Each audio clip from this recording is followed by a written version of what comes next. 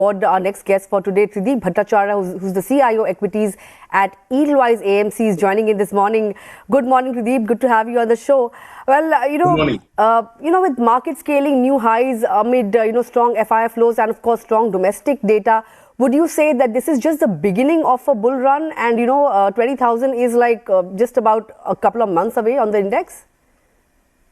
Well, I think we are clearly in a medium-term uptrend, and from a near-term perspective, forecasting anything would be a bit of a guess. But I suppose where we are heading into a bit of into the result season, where the prima facie data coming out of whether it's loan growth numbers from banks and also what we have heard so far points to reasonably fundamental, strong bottom-up fundamentals.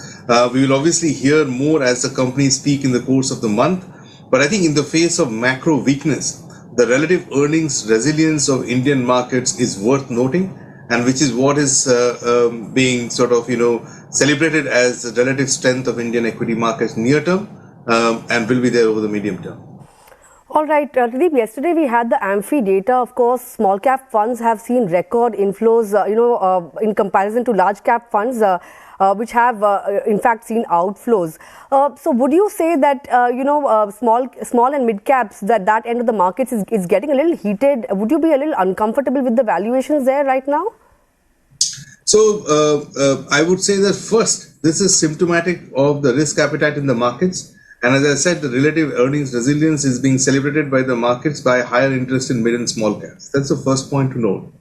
And whenever the flows come, it creates some sort of excesses at some point. I think while we are in the medium term bull market and things remain particularly positive, in pockets, valuations are getting on the higher side. But there are still many pockets of value which remain in the markets and worth playing around. So I wouldn't try to sort of hazard a big caution on mid and small caps. But yes, in some pockets, some of the stock price movements have been a little more exuberant than expected. All right, you spoke about pockets of value. Among consumption, defense, IT. What would you, say that is emerging as a pocket of value now? See, of the three that you mentioned, I would probably point towards IT. But having said that, let me also caution your viewers that the demand momentum in the very near term, which is maybe the June quarter numbers or September quarter numbers, might remain a little tepid. And for a better part of FY24, which is the current fiscal year, might remain a little sluggish. So I think if investors are willing to look through the near-term weakness and are willing to play for the long haul, then certainly of the three that you mentioned, IT appears on a relative basis more value. From a long-term standpoint, I would be particularly bullish on defense. I think overall, we think this is a 10-year opportunity where the demand far outstrips supply. And this will probably become a big sector from an Indian market standpoint. But clearly valuations are higher in the near term. It's more growth area rather than value. That's how I would qualify. All right, so that's an interesting view coming in on IT, given the fact that the street is divided. Some say avoid it completely, some say it is the time to buy or wait for further downside to buy into it, given the fact that the next couple of quarters may be a little painful for some of the IT giants. But moving forward, you spoke about defense sector. We have always spoken about the likes of HAL, BEL and the likes. But what about the shipbuilding companies like Mazagon Dock and Cochin Shipyard, SCI, these kind of companies? Would you have any kind of exposure to these companies? So while I can't get stock specific here, I can tell you that, as I said, as a starting comment, that the opportunity is so big and supply so limited.